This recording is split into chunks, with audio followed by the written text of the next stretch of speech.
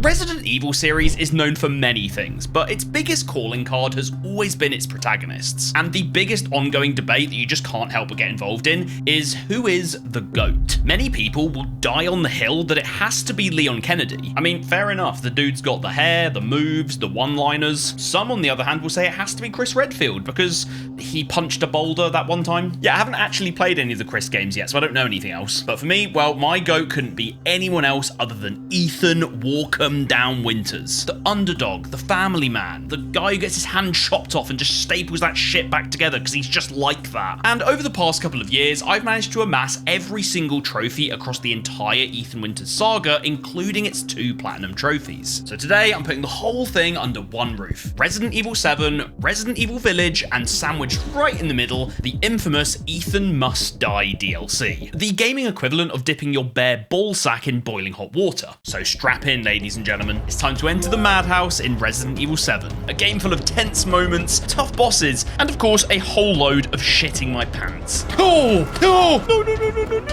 To get all the trophies, we'd have to play through the game not once, not twice, but 3 times. Yeah, I don't know why I do this to myself.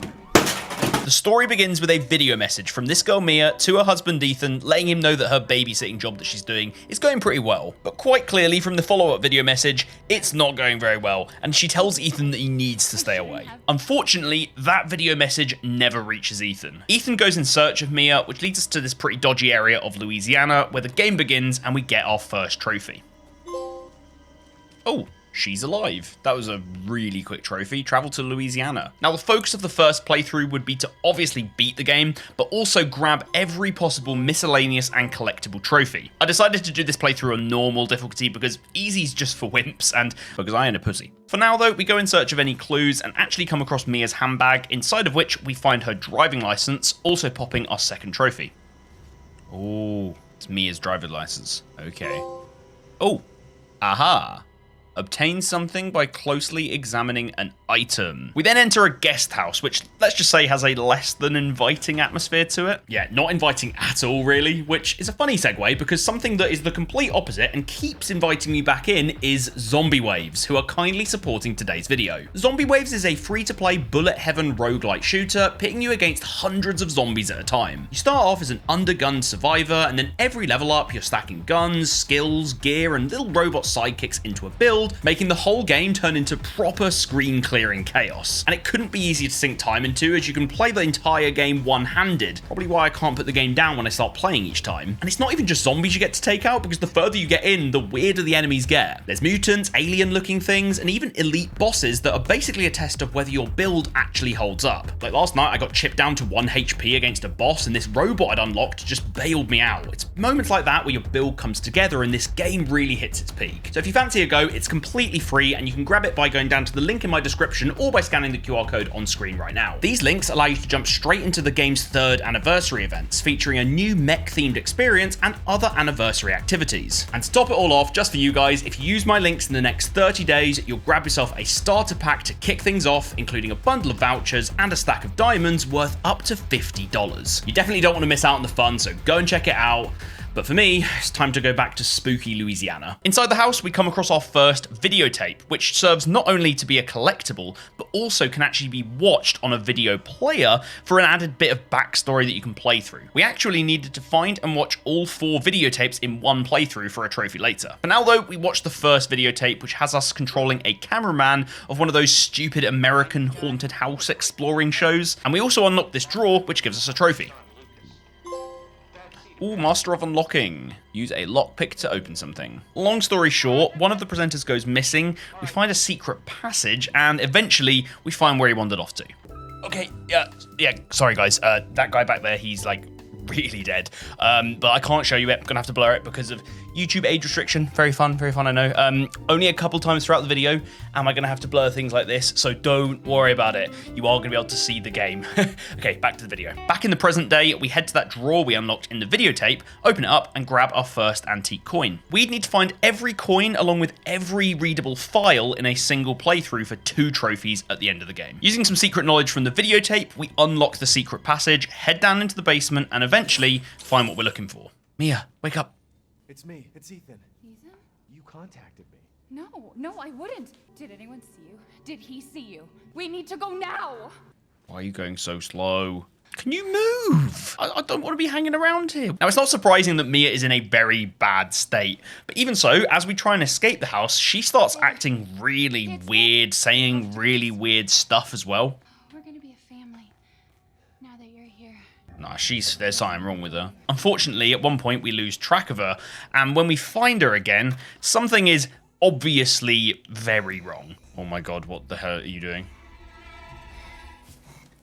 Oh my... Okay, yeah, I knew something was wrong with her. Get the fuck off me. Oh no. I can feel her clawing her way back inside of me. Ow! Stop it. Get some help. So now that we know our wife has quite frankly lost the plot, it's time to get out of here. But as we all know, women are very persistent, and even while possessed, Mia is no different. Oh, there we are. Okay. You shouldn't have done that. Fucking hurt. Oh my lord. That was savage. Oh no. Oh no. No, we need to move.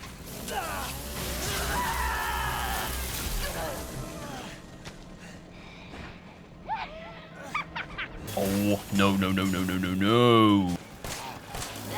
Oh my lord, no. Run, just run and don't look back. Close the door. Oh, behind closed doors. Close an open door by yourself. Random trophy, but thank you. Come on. Everyone.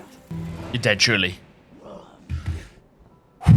She might not actually be dead yet. There's no way she's still alive. There's no way she's just going to do the triple fake on me. The best idea at this point would be to get the hell out of there, but unfortunately, Daddy's got other plans. Welcome to the family, son. Oh, there's another one of you. I assume this is Daddy. Oh, God. Welcome to the family, son. So at this point, we have a nice and civilized icebreaker with the Bakers. You've got Big Scary Jack, Marguerite, who loves bugs and critters, and Lucas, who basically seems like a teenager in a 40-year-old crack addict's body. Oh, and there's also Grandma, but we don't care about Grandma. Yet. And these guys are just your normal, kooky family with everyday problems.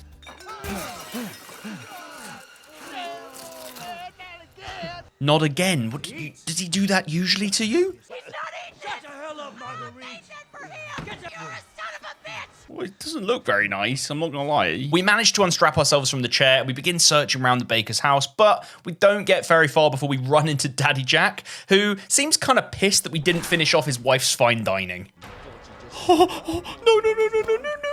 Just run. Oh my lord. There's a key. Hatch key. Get in! Get in the hatch, you fucking idiot! This game is already so painful. After getting away from Jack for now, we get a phone call from Zoe, who's the daughter of the Baker family, and she seems like the only one who hasn't gone insane yet. She'll be super helpful throughout the game, telling us where to go, giving us directions, but I do not appreciate all the sassy back chat. What the fuck are they? Shut up and listen if you want to stay alive. Anyway, eventually a police officer stumbles on the house, and he's about as useful as you'd expect a cop to be in a horror game. No, I don't live here. Do I look like I live here? Yeah, I'm one of them. Oh my god, cops are so useless. A fucking pocket knife? Oh great, a pocket knife. That's exactly all I need to defend myself against a mutated family of 3. It's not completely unhelpful though, because it does allow us to break our first Mr. Everywhere statuette. Crouch here. He's here, there, everywhere. Destroy a Mr. Everywhere statuette. Just like the coins, the notes, and the videotapes, we would have to find every single one of these during our playthrough and break them for a trophy later on. We then head down to the garage. Escape is 10 feet in front of us, but we're only at the start of the game, of course, so something just has to go wrong. We need to go now.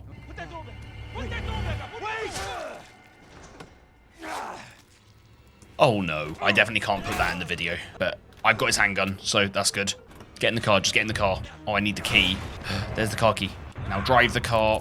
Crush him. This is nuts. Did we kill him? Wait, what the hell's just happened? Oh my god, the roof's gone. Let's finish this, you and I. No! We're covered in blood, but we're alive. Oh, no. Slice him up. Is he dead now? Get shit on. Okay, awesome. That's one Baker out the way with. Oh, it would be a shame if he was alive, wouldn't it? But now it's time to explore a bit more with access to the rest of the main house. Throughout the game, there are these secret passages that you open up by placing specific objects on the shadow plinths, and then you rotate them around to cast a shadow on the wall. But being the curious, silly gamer that I am, I stumbled on this trophy by just messing around. Oh, so you have to get something and actually put it there so that it fills the shadow. Nice try. Put an unrelated object on a shadow plinth. We also start to notice Grandma in random places around the house. Once again, we don't care about her. Yet. There is someone, though, that I figured out pretty quickly that this game will not let you forget.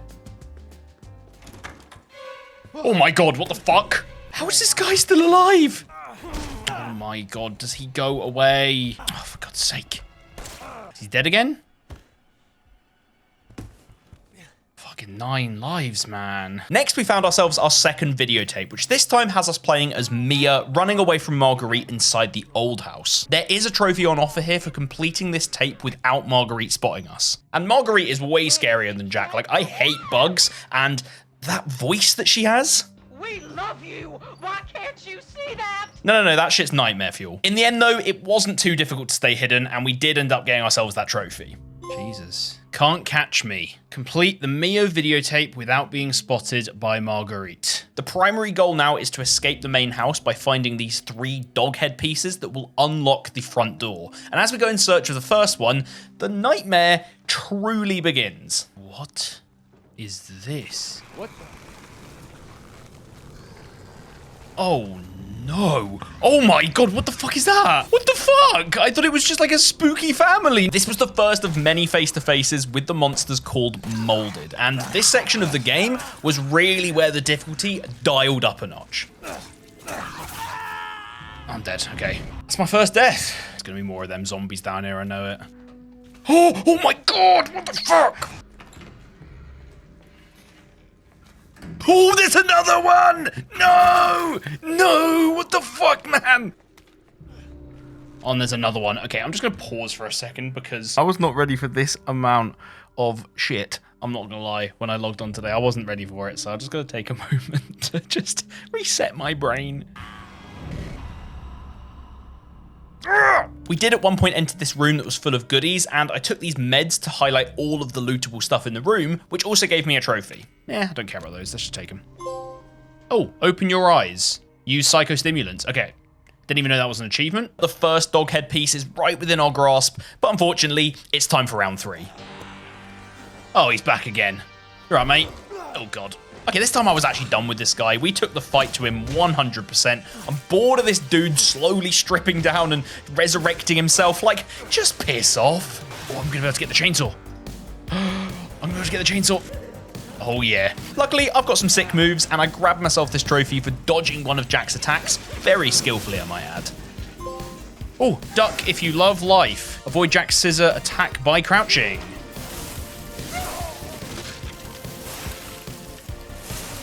Oh, have we done it? Come on, that's gotta be it, that's gotta be it. Come on, Jack. I have the high ground, Jack. That's it, right? He's dead. Okay, this time, dead ass, no word of a lie, Jack Baker is dead. He is not turning up randomly later in the game. We've got a bug lady and a crack addict to deal with. Oh, Grandma. You're up to something, Grandma, I know it. She gives me the creeps. The other 2 dog heads were hidden around other places in the house, pretty well I might add, and this eventually allowed us to escape the house.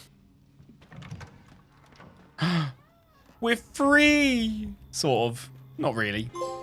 You ain't getting away. Escape to the yard. There's this caravan in the yard that basically becomes our safe haven for the rest of the game. Inside here, we can store items, save the game, and also purchase upgrades, which is really handy. In here, we get another phone call from Zoe, who lets us know that Mia's actually still alive. Her and her whole family were infected with something that drives them insane before eventually turning them into monsters. Apparently, though, there is a cure that could save Zoe and Mia, but it's hidden somewhere in the old house, which is guarded by none other than Marguerite. Oh, I don't want to go near Marguerite. I've already just dealt with Jack. I said it earlier, Jack was kind of scary at the start, but then he wasn't too bad.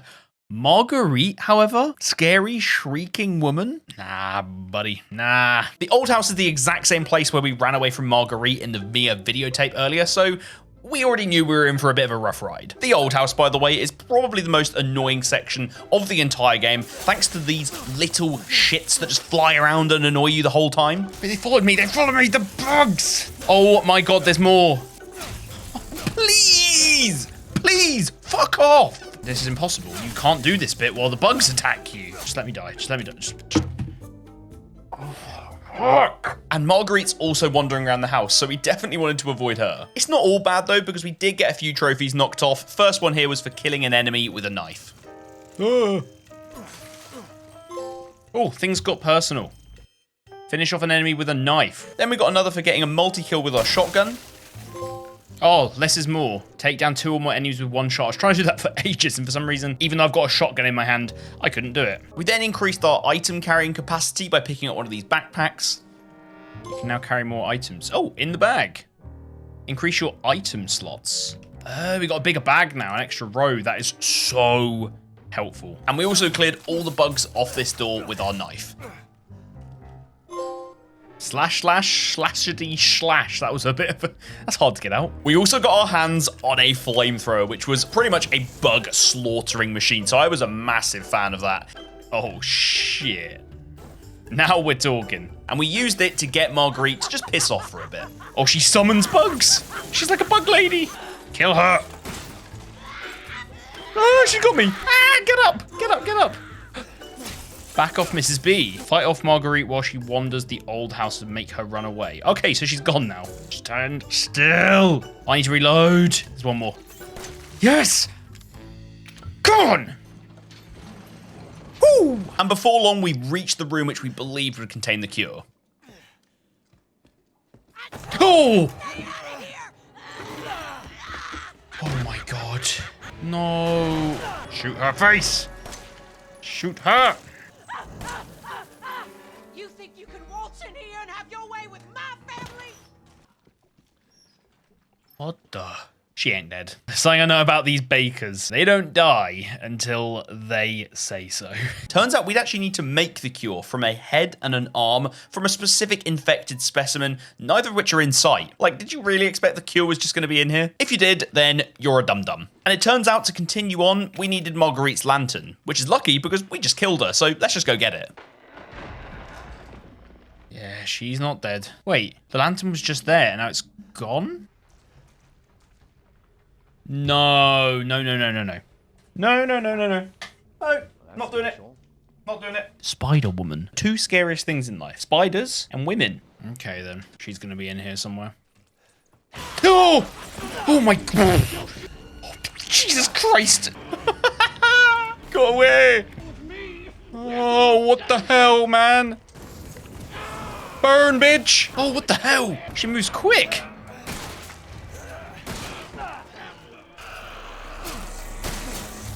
Oh, lots of bugs, lots of bugs, lots of bugs. I'm dead, okay. That was gonna happen at some point. Fuck! Oh, there we go, fly swatter. I've been trying to do that for so long. Shoot and knock back Marguerite while she's leaping. That is really, really hard. Ooh, we can try out this Magnum for the first time. Let's see, this should pack a punch. Oh. Oh. Oh my god. Did we kill her? Oh my god, the Magnum's a beast! You fucking stay dead, okay? Yeah! Pop, pop, pop! Oh, there's the lantern. That's what we needed. With the second baker in the bin, we took the lantern back to unlock the room in the old house. Behind the door is what looks like a creepy kid's room, inside of which we found the first half of the cure. There's the arm. That's the arm that I need. I guess this is it. As for the second half, Zoe gives us a call to let us know she's found it. The grave will out the truth. Uncover the secret in the old house. So that's the whole Marguerite section done. Oh, there we go. Arms in the air. Block an enemy attack by guarding. So we're sorted then. We go and meet Zoe, cure her and Mia, and then we live a happily ever after, right? No. Remember this freak? Looky what I've got. Lucas lets us know that he's taken Zoe and Mia and the second half of the cure, and if we wanted to get it all back, we need to play his sick little game. Dude's basically a wannabe Jigsaw. You're gonna have to come through me. Bro, you ain't him. Yeah, I'm a John Kramer simp. Lucas's game begins with us watching our third videotape that's simply titled Happy birthday. Oh, well, that sounds lovely. Nah, this game's fucked. This videotape has us playing as one of Lucas's previous victims, who's been shoved into what is essentially a classic escape room. But if the timer runs out in this, instead of you getting a bit annoyed at not being able to solve it, you die. There's a trophy on offer here for completing the whole escape room in 5 minutes, so on my second attempt, after learning the puzzle solution, I did this one pretty easily. Oh, there we go, out before dessert. Anyway, it was then time for us to make our way through Lucas's game, which started off with a laser maze of tripwire bombs and tons of other fun stuff. What the hell am I doing wrong? Okay, oh, nice, there was a bomb in that one. I thought that might happen. Are you serious? And then eventually we came face to face with a special kind of molded.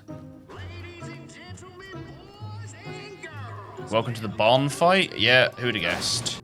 Holy shit, it's a big boy. Yeah, this fat fuck was definitely last to be picked in gym class. Oh my god, he fires like goo out of his mouth. Hide from the goop, monster. Maybe? Hey, we got him. Oh, he explodes. Haha.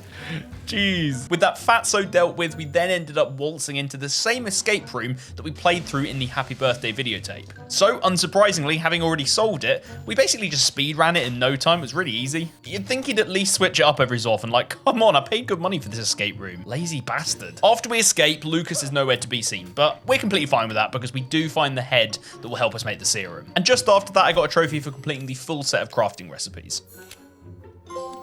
There we go, first place at the science fair. Create all items that contain chem fluid and strong chem fluid. Over in the boathouse, we finally find Mia and Zoe. I'm not gonna lie, I was a bit frosty with Mia. I'm not really over the whole cutting off my arm with a chainsaw thing, but I guess we all make mistakes. Zoe, however, her we like because she can make the cure that we need to get ourselves out of here. And so that's mission accomplished, right? Okay. Hey, one of those is mine. Oh my god, what the What is that?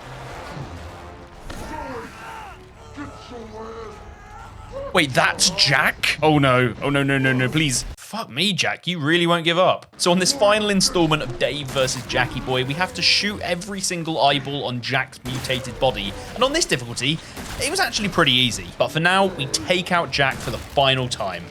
I promise. Oh, there we go. Sit down.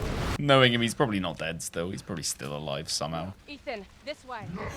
Oh, he's actually not dead still.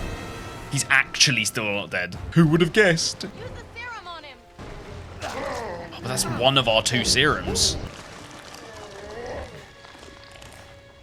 Unfortunately, dispatching Jack leaves us with only 1 serum and a choice between curing Mia or Zoe. And as you can tell, this was actually a really hard decision for me. So we either cure Mia, who is our wife, or we cure Zoe, who is someone we've never known. I mean, it's an obvious choice. We cure Mia. Surely that's, she's our wife. Yeah, kind of felt bad, but you know, happy wife, happy life. For whatever reason, Mia's actually just still salty about it all. Who the hell else was I gonna choose? Why are you mad at me? That is such a girl thing. We help her out and she's still mad. We can't win. But before we can resolve our little couple's tiff, things take yet another turn for the worse. How the fuck did that get here? I've seen mentions of the boat in the notes we've been picking up. Oh, you're okay. Okay, no, this is something completely different. Oh, we're Mia now. You better start running. Escape from the Baker family home. Okay. Hopefully I got all the collectibles along the way. I didn't miss anything. We crash land outside a giant shipwreck. And for this part of the game, we actually take control of Mia, whilst Ethan's body gets taken away by Molded. As we progress onwards through the ship in search of Ethan, Mia starts getting these flashbacks of the ship from a previous time, as well as these creepy hallucinations. Are you remembering? Nope. What are you? Little girls are the creepiest thing in games. The shipwreck begins to reveal the truth of what happened in the past and how Mia was involved, but it all comes full circle when we watch and play through the final videotape. Be kind, please rewind. Watch all the videotapes in a single playthrough. Okay, This videotape is a longer one where we play as Mia and it reveals everything we've been dying to know. It turns out Mia isn't really a babysitter. She's actually a key member of a group known as the Connections. This group are responsible for creating a project called E001. E001 is a bioweapon created by successfully applying mold organisms into a little girl called Evelyn. Quite clearly though, the project went to absolute shit and Evelyn started going on a rampage around the ship, infecting or killing anyone in sight. Mia was infected along the way, and after the ship drifted into the Louisiana wetlands, Mia and Evelyn were discovered by Jack Baker, who at the time was actually just a normal bloke. I know, it's hard to believe this dude was ever normal. Evelyn then went on to infect the whole Baker family, and that's basically how the game started. During this videotape playing as Mia, we actually record the video that was sent to Ethan telling him to stay away that we saw at the beginning of the game. And along the way, we also popped this trophy for taking out a fatty in possibly the most cinematic way possible. Well, this is it, I think. Attach remote bomb. Sayonara, bitch.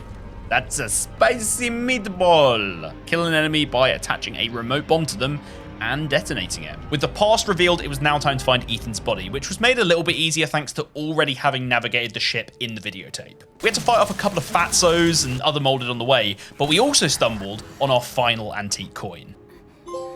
Pelicans in your pocket. Obtain all the antique coins. Yes! Oh, I don't need to look out for them anymore. Thank God! We eventually find Ethan's body wrapped up in mold and save him, and Mia finally pays us back for stabbing and chainsawing us earlier on. I need to go. I won't be able to resist for much longer. But I saved you! Well, how? You can't now die? Mia! No! Oh, for God's sake, I would have saved Zoe if I knew that Mia was just going to die anyway. What's the point? Into the depths. Escape from the ship. Okay. Now the goal was to find Evelyn and end this once and for all. And if I thought that finding a flamethrower earlier on was awesome, the game was about to serve me up something even better. Grenade launcher. Oh my God. Wait, is all our stuff in here? You've taken Mia's things. All my stuff! Yes! Plus a grenade launcher. Oh, we're kitted. We are actually kitted. The road ahead leads us into the mines, inside of which are a bunch of secret labs. And my reading of all of the notes lying around paid off with a surprise reveal that I did not expect. By the way, Evie's looking sick or something. Her skin is getting all wrinkly and she's getting grey hairs. Is that supposed to happen? It's like she's getting old all of a sudden. Wait a minute. The grandma. There's no grandma in any of the photos throughout the entire game, and the grandma keeps moving around the house. I'm pretty sure grandma is Evelyn. Okay, now we care about grandma. That creepy bitch is getting put in the bin. Just up ahead, we get our hands on the neurotoxin that can stop Evelyn, and we also read the final file we needed for the collectible trophy. The devil is in the details. Read all the files in a single playthrough. Oh, there was a lot of files, and if I'd missed one earlier on, I would never be able to go back and get it, so thank the Lord. With the neurotoxin found, we needed to get out the mines before they collapsed, so we fought our way to the top, and up there, we found ourselves in an unexpected familiar location. Wait. We're back in the guest house. So the mines with the lab in them connect directly to the guest house. Oh, this game is so good. So now back in the guest house from the very start of the game, we find and break our final Mr. Everywhere statuette. Mr. Nowhere. Destroy all Mr. Everywhere statuettes. That's all of the collectibles. We then get to relive some of Ethan's favorite parts of his little holiday in Louisiana through some scary hallucinations, but eventually we catch up with Evelyn. Come here, Evelyn. Oh, no, you don't. I'm coming to get you. Get her.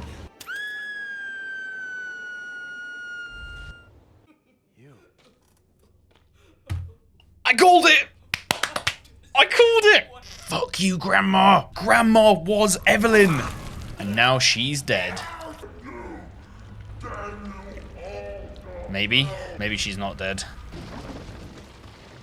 Yep, the final boss is the face of Bo from Doctor Who. If you don't know that reference, then you're either not British enough or just uncultured. So from the first moment we saw Grandma, she was Evelyn.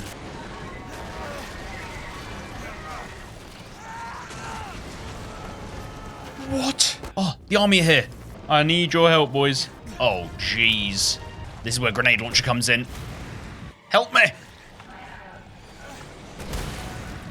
I just wanted a family. Guess you made a family. That's not what normal people do. Use it! Use what?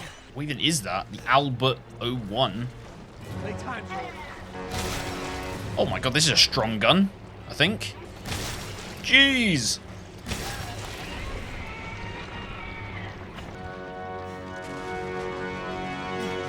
Boom. Yes. Yes. Playing it safe. Complete the game on easy, and we should also get complete the game on normal, because we did normal, so you get easy and normal. End of the night, get ending 1. There we go. Playthrough 1 complete. I love Resident Evil. Mia's alive. I thought she was dead. Oh, that's a really cool ending.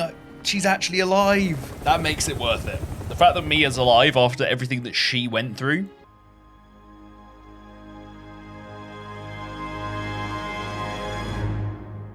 Resident Evil 7. There we go.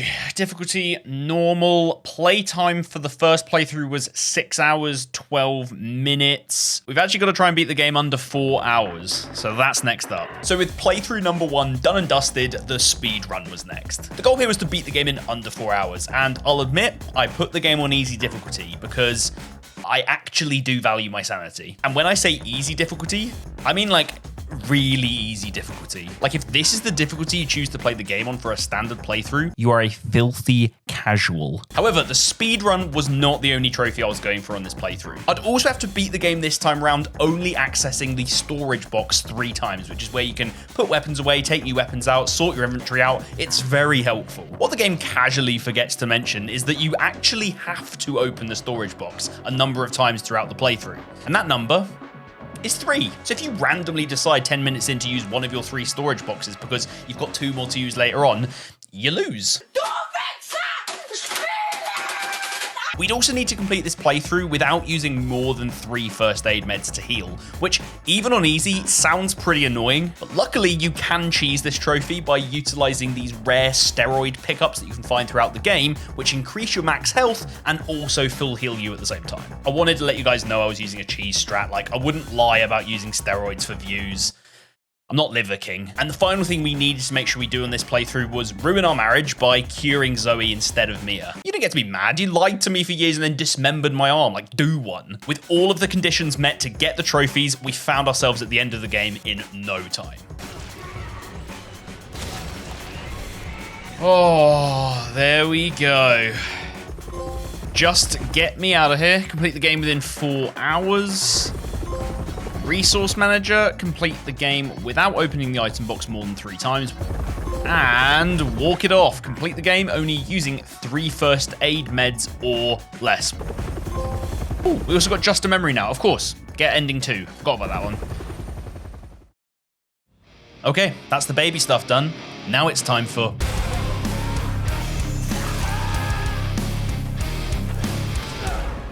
Welcome to Madhouse difficulty. Oh, new game. Madhouse will hit you with all we got. Yay. If this was just like any other hard difficulty where we take more damage and enemies take less, this would still suck.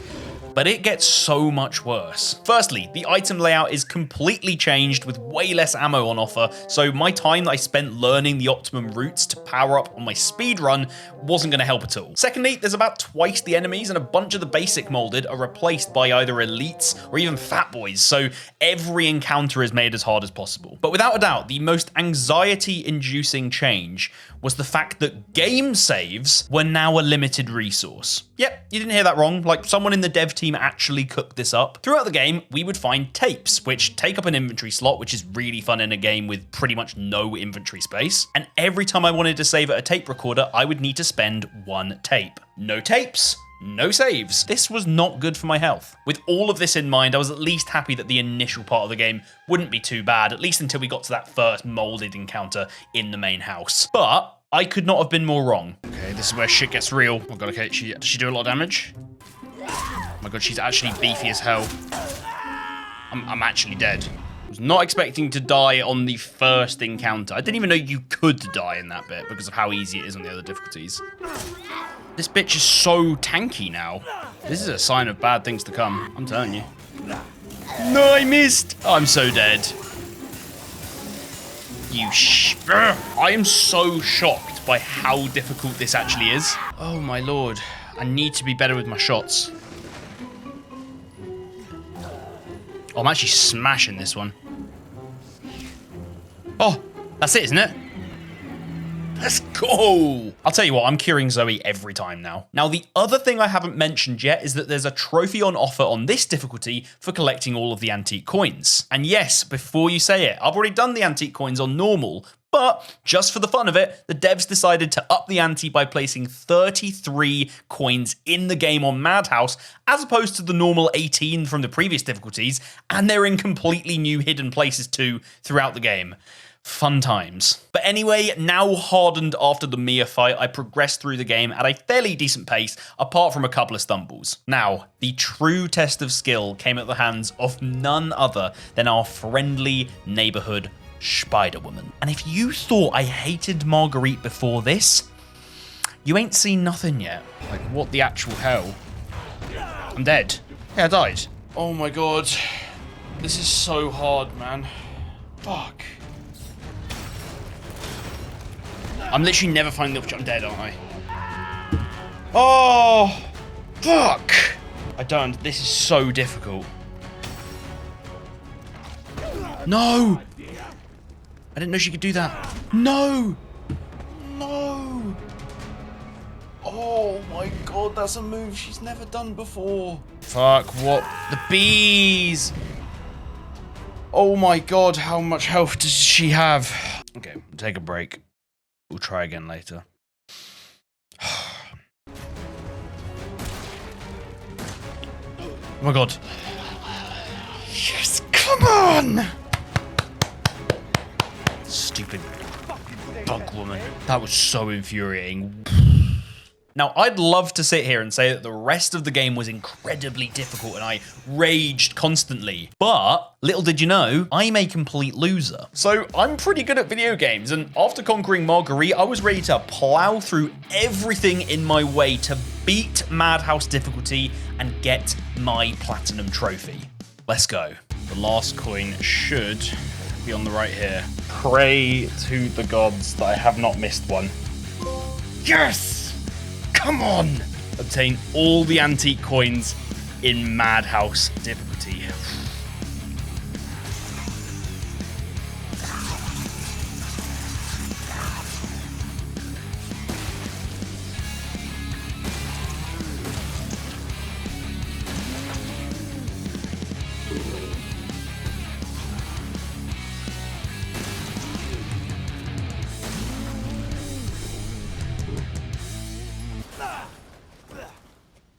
That is so cheeky. There's traps on this difficulty on the ladder. Wow. One last time, Evelyn.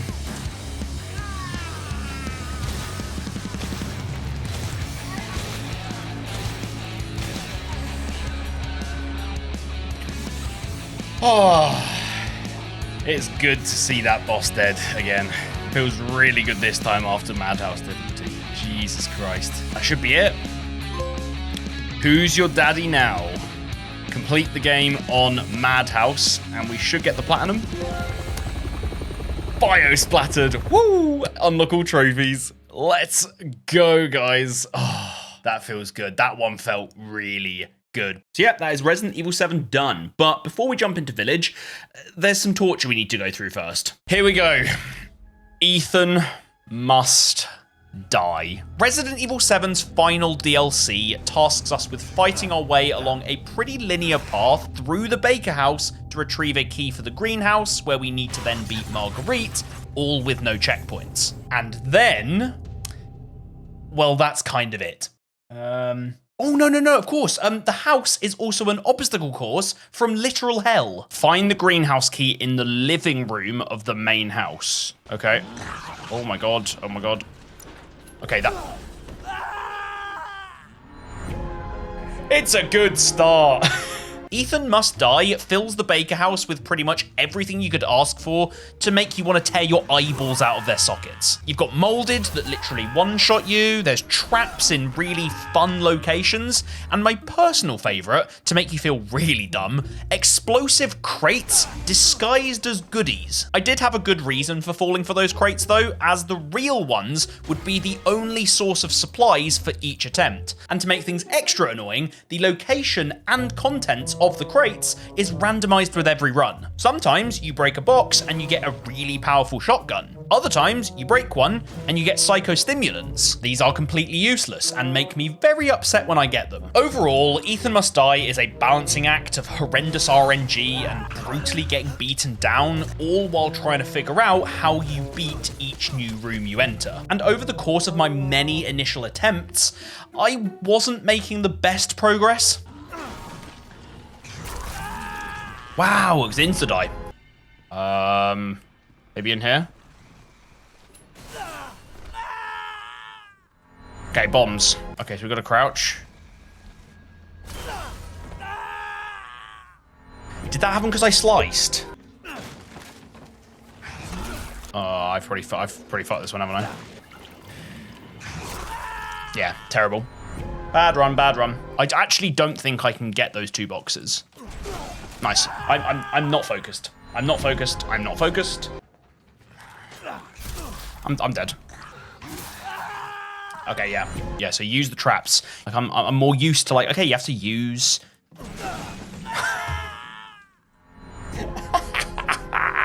Now, genuinely, my biggest lifeline in this game mode to keep me from going literally insane was, in fact, you guys, my amazingly supportive stream chat, who, as expected, were a never-ending font of geeky Resident Evil knowledge to help me out. So I'm going up the stairs. I'm going in here and I'm blocking. If I block, will I not die to the trap? No? You'll be fine? Okay, Fear, I'm going to trust you. I'm going to trust you.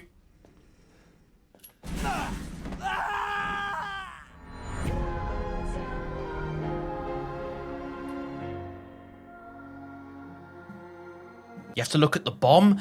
That was a key piece of information missed. So where's the bomb? This is worth it. This is worth it. I try things. I'm not just Dave Beats Games. I am Dave Tries Stuff. That's good to know. Fear, legend. Much appreciated. Everyone was saying, he's wrong, he's wrong. The pitchforks were out. But actually, he was right. Okay. Oh, we got an Albert. We got an Albert. Oh, you're probably concerned now that my chat was going to spoil the Ethan Must Die experience for me, giving me too many tips. Don't you worry. They were not going to spoil the fun for me.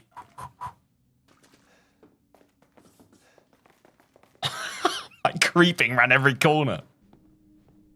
So this is going to lead us all the way up to the bedroom.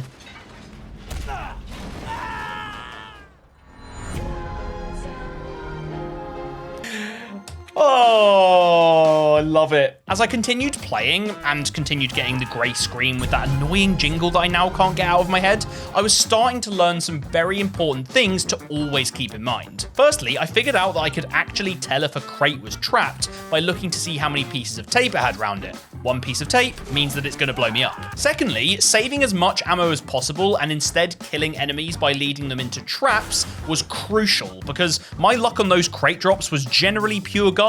And last but not least, any new room I entered, even those that seemed impossible to survive, were actually just a puzzle waiting to be solved. There's a trap there. There's a singular tape. They all look like singular tape. If I walk on this trap and then fall, do I run over this trap and then fall down? And then maybe they'll all blow up?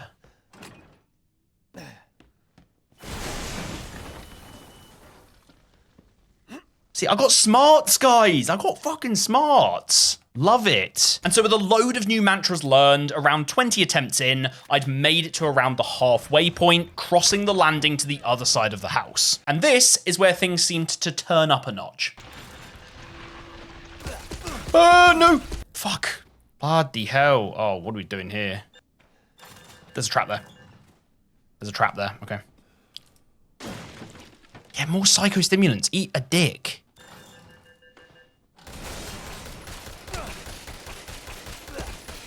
Can I knife the gun? Okay, so do I just need to get out of the room now, I think?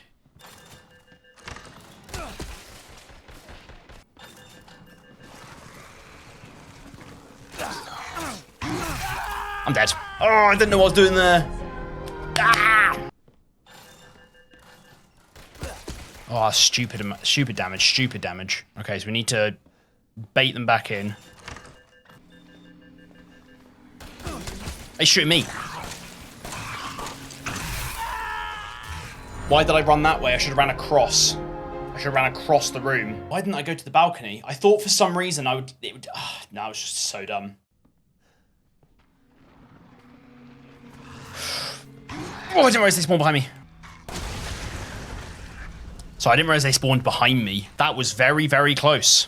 I very almost messed up. Eventually, after a ton of struggle, I managed to get to the greenhouse key for the first time. So I guess things were starting to look up. Key's there.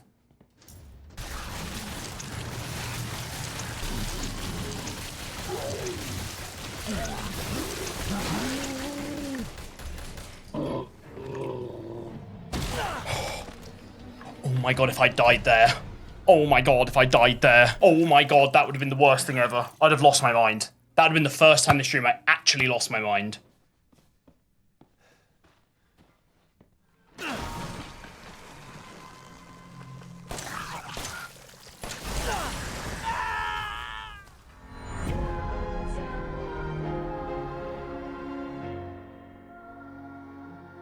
Okay. Anyway, after making it back to the key again, and this time surviving a trip back to the main hall and a run past the caravan, I made it to my first attempt at the Marguerite fight. And whilst it was my first time getting here on Ethan Must Die, I had fully lucked out on this run, obtaining both of the strongest pistols in the game, as well as the grenade launcher. Like, I was packing some serious heat. Seriously, guys, that kind of box luck was not going to come around very often, and so I knew that this was it. I had to seize the moment and put this to bed right here, right now. Oh my gosh, she's next to me. I'm screwed. Settle down. Settle down. Where is she? I missed a shot. I ran out of everything.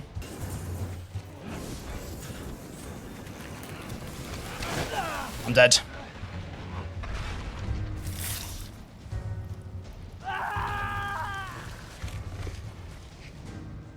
Just a couple of mistakes in the lead up to that last bit. I know I had good guns, but I missed a magnum shot, which probably cost me. So yeah, this game wasn't done with me yet. Oh my god, that missed magnum shot was a generational fumble. As hard as it was to stay positive at this point, the silver lining now was that with all the strategies I'd learnt, I was actually managing to get to the key in the living room fairly consistently, and even get to Marguerite a few of those times. But the box RNG I was getting, and some dodgy spawn pathing for Marguerite, were proving that I had thrown away a golden opportunity on that first attempt at her. Oh god, am I dead? Yeah, I'm dead. Why didn't I block? Why didn't I block, man? She came way quicker than I thought she would. Again, man. At this point, my drive was really starting to dwindle. I was just getting dealt bad hand after bad hand. But then, out of nowhere, a couple of attempts later, I hit what is quite possibly the Ethan Must Die jackpot. Okay, we get a magnum this early on. That's what we like to see, ladies and gentlemen. Oh my god, here we go. 44 mag ammo. Okay, this is where we need to not choke. 44 mag ammo is crazy. Let me just take a second to put this into perspective. On this attempt, I was about to head into the Marguerite fight with a gun that basically shoots nukes, and I had 7 shots to play with. And on top of that, I had a plethora of other good weapons to play with, and a few good heals as well. So I knew deep down in my soul that this attempt was it. I either beat this thing right now, or I just give up, probably for good.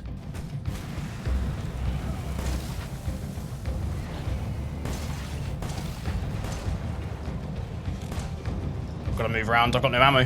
What do I do here? I've got no ammo. I need to lead her into the turret and just survive.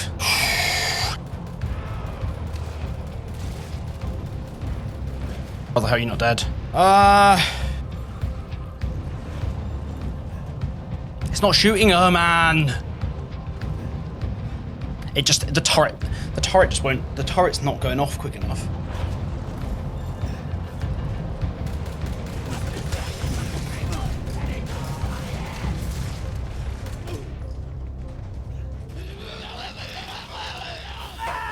No!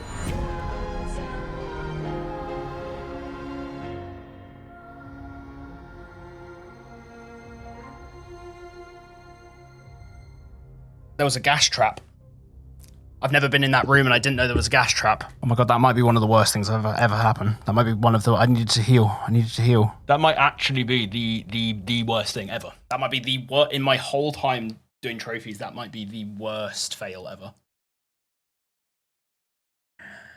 Okay, so you might not realize what just happened there, but that animation right there where she's on her knees wriggling about, yeah, that's her death animation. Like, I literally killed her and finally beat Ethan Must Die, but then I also walked onto a hidden gas trap on the floor and I died, and it meant that it didn't count. Ugh, yeah.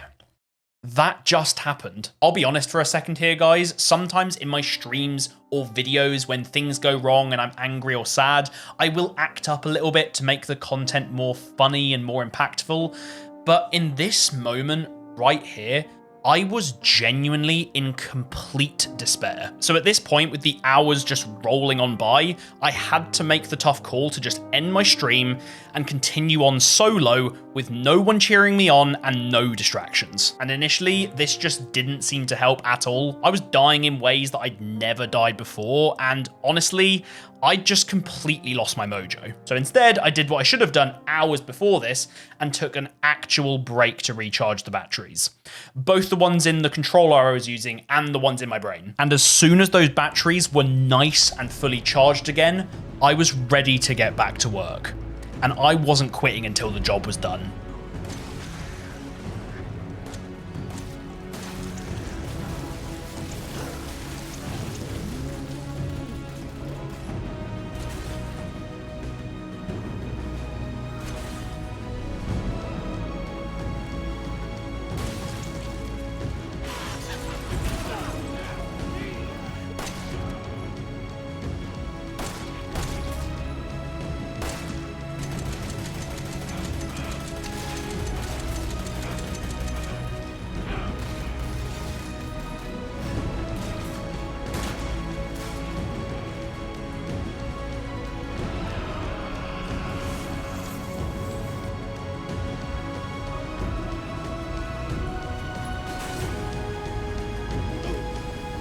Oh my God.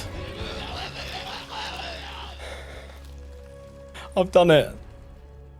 I've done it.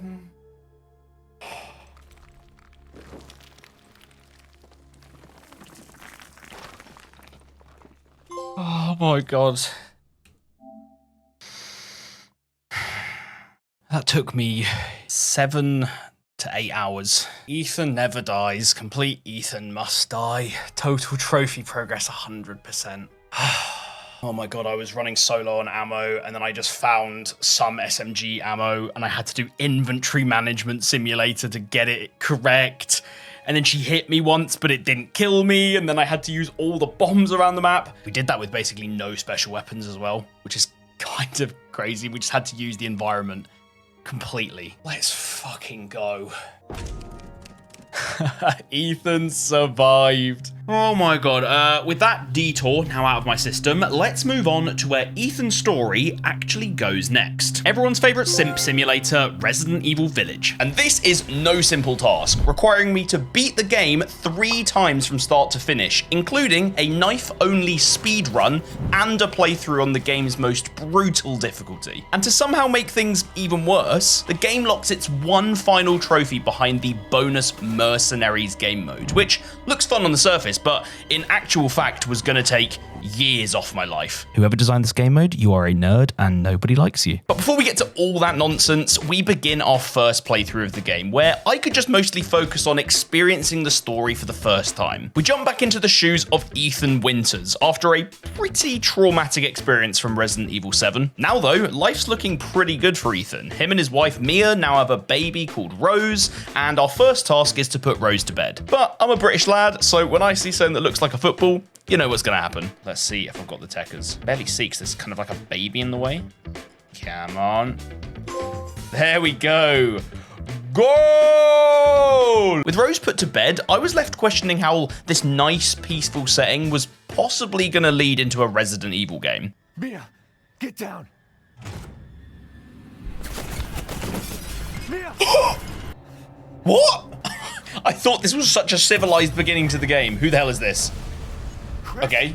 Chris Redfield, man. He's the good guy. Okay, it's official. Ethan is the most unfortunate bloke on the entire planet. And things then go from bad to worse as we eventually wake up next to a car crash with everyone dead and Rose nowhere to be seen. Of course, we go in search of her, and eventually after stumbling through the snow for a bit, we come across, who could have guessed, a village. Oh, like why couldn't it have been Resident Evil theme park or Resident Evil spa weekend? Nah, it just had to be a creepy village, didn't it? After a bit of searching around and a couple of weapons acquired, we learn that some of the residents of the village are not too happy to see us.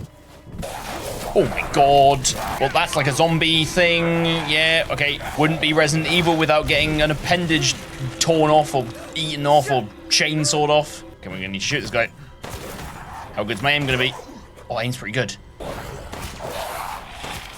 That used so much ammo. After surviving the attack, I picked up my next trophy for crafting a much needed healing item. I can craft a first aid med. Let me do that. First aid med. And we got Crafter. A bit more exploring later, and monsters just started appearing from literally everywhere. Let's just say I was getting a bit overwhelmed. Just run, man. Oh, I don't like it. Everything is on fire. I don't know what's going on. Oh my god, there is something massive outside the building. At this point, I actually had no idea how to even progress the game to the next bit. It turns out that the game just does a poor job at informing the player that this is a timed survival sequence where I just had to fight off bad guys until it all blew over. But what I know you guys won't be doing a bad job of is subscribing to the channel down below if you haven't already. I pretty much always forget to ask, which makes me really sad. It's free, it supports me, and it means you'll never miss a video. And if you do change your mind in the future, you can just unsubscribe, but I will come for you in your sleep. Anyway, eventually I survive the onslaught, just about. They ride horses! The zombies ride horses! What is going on? Oh, not lichen this. Survive the lichen attack. Oh, they're lichens. We then come across this creepy old lady who lets us know that Rose is here, but she's been taken up to the castle that we saw when we first arrived. So our only option is to venture up there. Before that though, I picked up another trophy for ignoring some pretty strict instructions. We offer these goats of warding to people to protect the village. Any who break them shall feel Mother Miranda's wrath.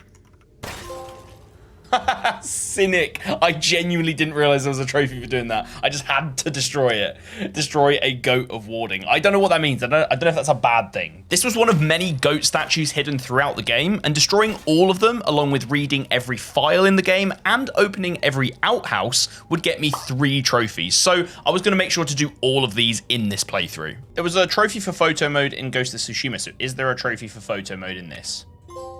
Oh, there we go. Photographer. Okay. On the way up to the castle, we run into another roadblock. Well. Who is this guy? Oh. What is happening? This dude's like budget Magneto or something. Like, come on, bro, you ain't him. When we eventually wake up, we get our first look at all of the main bad guys in the game. You've got female Chucky, the Hunchback of Notre Dame, a weirdly tall posh lady who apparently loads of people online want to step on them or something. Seriously, some of you guys are fucking weirdos. And of course, our mate who brought us here, whose name is actually Heisenberg. And on top of that, we cannot forget about the real biggest bad, Mother Miranda. No info on who she is yet, but she is just one scary bitch. Heisenberg decides the best way to deal with us is to drop us into a trial of traps that we have to escape. What am I meant to do? I'm dead, aren't I? Yep. What do I do? What do I do here? So if I stand here, maybe they can't get me? There we go. This is truly insane. Those freaks have Rose? 4 lords. Escape the mine. After escaping once again, we meet the game's larger-than-life shopkeeper, Duke. He sells all sorts of supplies and upgrades to help us throughout the game, but for now, we finally enter the castle. But just as I thought I was going to get to, you know, play the fucking game, I just got captured again, this time by 3 vampire girls and their mummy vampire, who happens to be the tall woman from earlier called Lady Dimitrescu. Okay, you know what, guys? I take it back. I see where you're coming from. After some weird erotic vampire stuff, they just leave us chained up, but we escape again and can finally explore the castle. The goal of this area is to find 4 angel statue masks that are spread around the castle behind different puzzles, whilst also taking out the 3 vampire girls along the way. The first of which I came face to face with pretty quickly. Oh no. No, no, no, no, no. I haven't cut open a man in a while. Great. Go away. Bullets cannot harm. Wait, can I shoot her now? I can't tell. Wait. Oh my god, I can kill her. When the windows are open, I can kill her. Pipe bomb. This will probably completely miss. Oh, that was a really good hit. Yes! Let's go! Get shit on. Straight after dealing with the first daughter and exploring the castle more, the trophies started to roll in. I got this first one for equipping a weapon part. LEMI recoil compensator. Equip parts. Ooh, gunsmith. And then straight after, I got this one for unlocking a lock with a lockpick. Hey, we got a lockpick. Should I lockpick this? Can I lockpick this? Screw it. Oh, there we go. Petty thief. Didn't know there was a trophy for that, but unlock a simple lock with a lockpick. I then found this key that opened up a whole new section of the castle to explore, but before going and getting lost, I found out that Duke had set up shop in a room in the castle. Honestly, for a fat bastard, this guy's pretty quick. And I grabbed another trophy for purchasing my first item from him. If we buy this, should get a trophy. Yes, I can see why. Patron. Purchase something from Duke in the story. While exploring the new area we just unlocked, I stumbled into Lady D's chambers and found out that Rose is no longer in the castle. And this lady is pissed. She's not happy. Oh, blimey. Oh no. Child. Please, mummy. Please, no. She just pushed me through the floor. Oh, I hope you do. She's scary, but also, like, I'm kind of with it. I don't like these ominous... How many times can one man's hand get cut off? Oh, the Mask of Sorrow. That's the first mask we need for the angels at the front.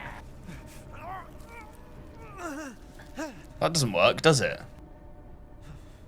I stand corrected, apparently it does. Further into the castle, I found this little metal ball, and I realized I could use it inside a labyrinth puzzle held inside Duke's room. And this was a piece of cake. Okay, this looks pretty easy. No, there was a hole there. No, I went down the hole again. Oh, why am I so bad? Come on, here we go, here we go, here we go, here we go. Get the ball rolling. Soon after that, I found and took out daughter number 2. There we go. Oh, you're going down now. There we go, we got her. And I also grabbed a trophy for completely vandalizing the castle by breaking every window. Oh my god, is this it? Oh, that's such a hidden one. We get Hooligan. This castle is truly the gift that keeps on giving because trophies did not stop there. I repaired an item for another trophy. And we get Repairer. And then because I'm obviously a seasoned professional FPS player, I luckily stumbled on 3 combat-related trophies. Oh, push comes to shove. Push an enemy away after guarding in the story. Screw it, let's try the rifle. And we get Strategist. Defeat at least 3 enemies with 1 attack in the story. Wait a minute, I just fired that sniper through 3 of them. And we get Trick Shot. Defeat an enemy from long range with a sniper rifle in the story. Literally, it's like we're playing Modern Warfare 2. After a load of exploring and puzzle solving, I took out the final daughter, found the other 3 angel masks, and opened the exit from the castle. Oh my god, where Where are we now? Well, we're out of the castle. And in here is... a dagger of some kind? Oh! No, please! God, I sounded pathetic there. Oh, is that like, it's like the one thing that can kill her or something? Oh, it's a good old Resident Evil transformation. I mean, come on, guys, it wouldn't have been a Resident Evil game if someone didn't turn into a mutated freak. Oh my god, oh my god, oh my god, run, run, run, run, run.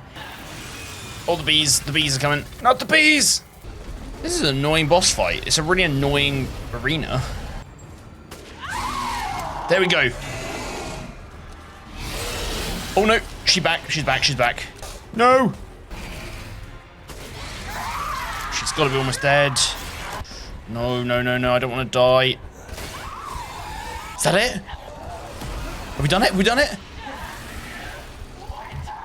Come on!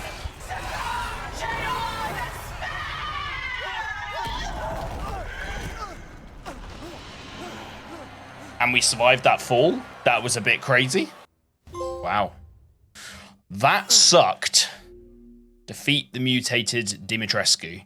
That was a cool boss fight. With Lady D finally exterminated, we get our hands on a mysterious flask, which we'll understand more about very soon. We then escape the castle and stumble through this weird ceremony site. We then come across Duke again, and it turns out he knows a lot more than I first thought. Why, you have your daughter right in your own hands. What are you saying?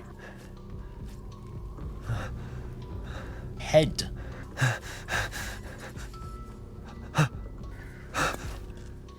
That flask seems to contain her head. What? Before he explains it all to us, he sends us on a trip back through the village to get a key that we need to progress, and after fighting through a bunch of angry Lycans, I came across my most deadly enemy yet.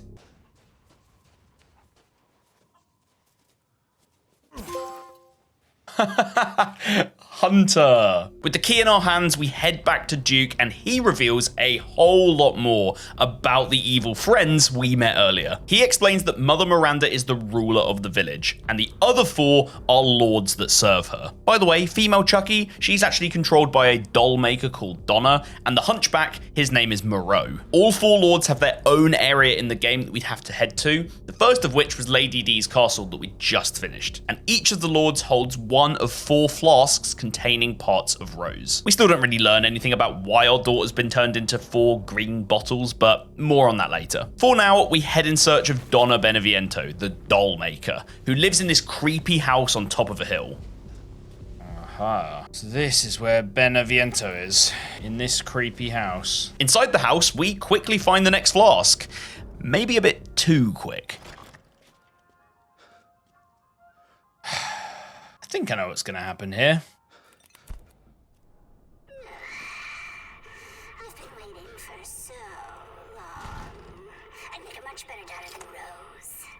Please, won't you stay with me forever? God, this is so creepy, man. Oh, there's like a doll on the table and there's bits of dolls hanging from the ceiling. What follows is basically an escape room puzzle. You know, like find a hidden item, then figure out where you have to use that item, and then that gives you a clue to a puzzle in another room, and so on. This is a puzzle, guys. I do love a puzzle. Ah, it's a puzzle. I love puzzles. I'm not always the best at puzzles, but I do like them. Let me tell you guys, if there's one thing I love, it's an escape room. But this was no normal escape room. What the hell is this? Oh my god. What the hell is that? Oh no, what is that? What is that? That's horrible, that's horrifying.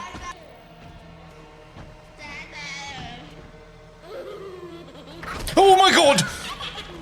Oh, that's the scariest thing of the game so far. Whoever came up with this, get some help. Oh no! I hate it! Someone told me I can hide in here, so I'm gonna do it. I'm just gonna sit back. I'm just gonna sit back and hope that I don't just die. Oh my god! Eventually, we complete the puzzle and escape. Just about. Wow! Wow! With the escape room complete, we go in search of that pesky puppet and our next flask, but quickly run into my actual worst nightmare. I'm not liking it. Oh no. Dolls everywhere. Don't leave. I can't let you. You're still alive, huh? I don't like dolls! Come back here. There she is. Oh, suck a dick. This is tapping into an area of fear that I forgot I had. Creepy dolls. Oh, I thought you'd be here. I'm too smart for you. I'm too smart for you. Oh, suck it. Oh my god.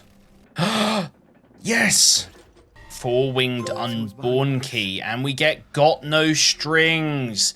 Defeat Donna and Angie. So there we go. 2 lords down, 2 more to go. The next one on the list is Moreau, the ugly hunchback dude. And he resides in this ruined, water-filled area surrounded by winding caves. Very cool area. And just like in the dollhouse, we find the flask much quicker than expected. Aha. Aha.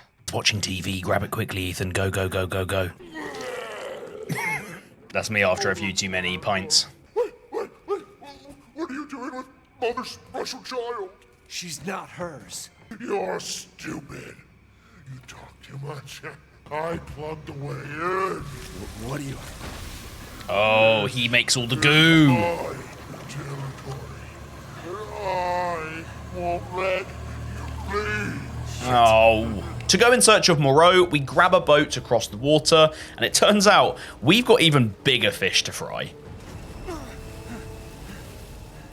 And then we run into an unexpected old friend who I've got a serious bone to pick with. What the hell? Wait, who's this?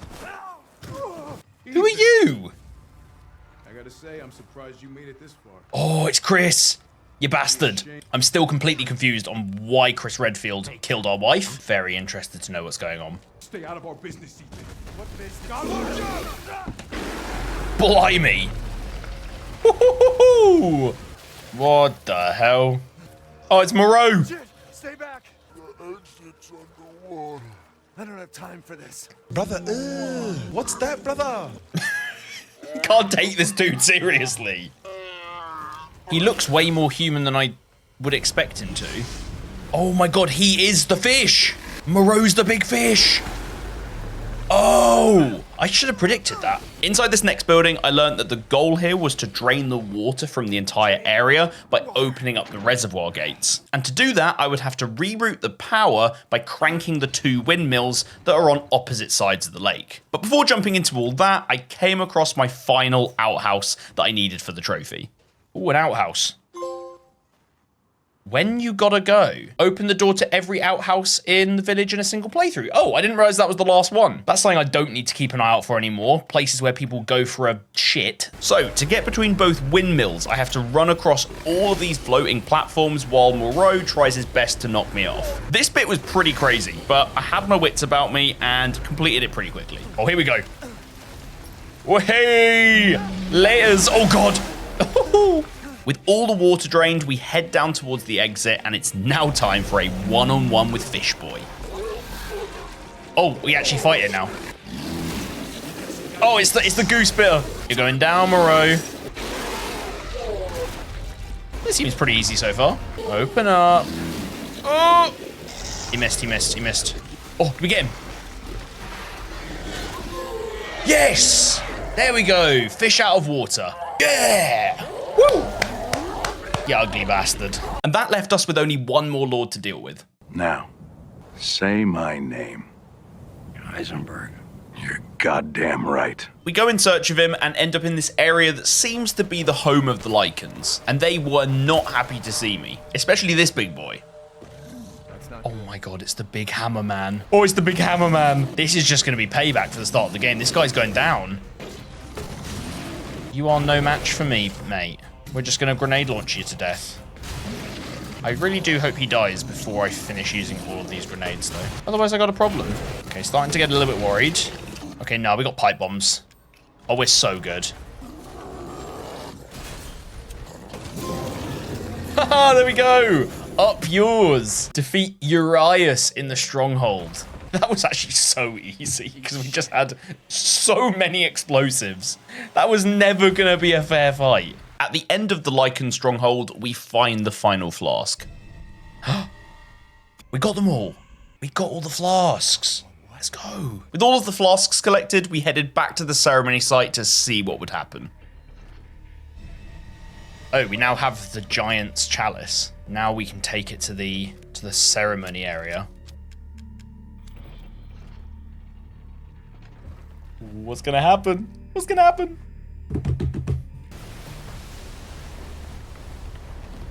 Oh, is it just like a key? Let's just raise the bridge.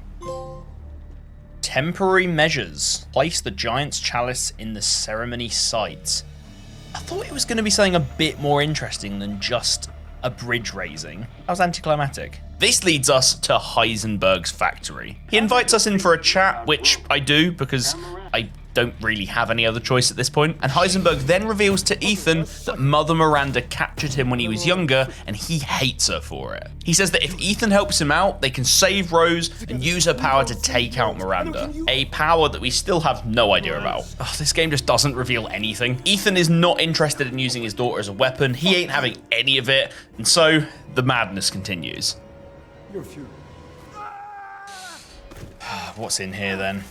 Big Chainsaw Man would be my prediction.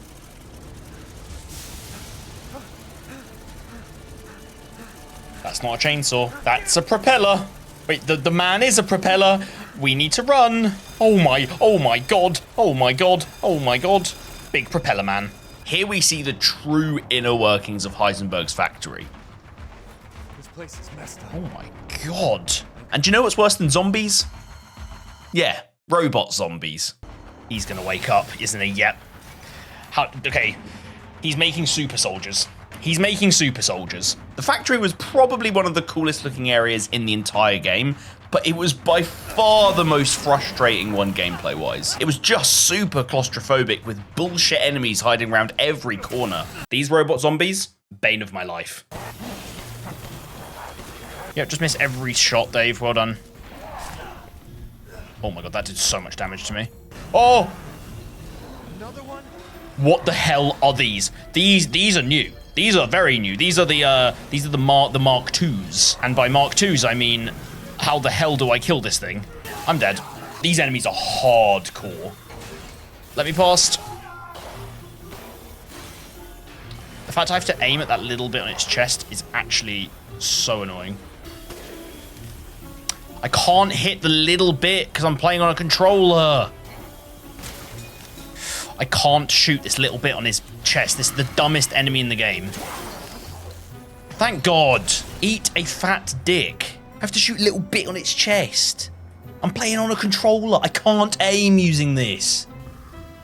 What is that? I don't even see a bit of this that I can attack. No, I'm dead.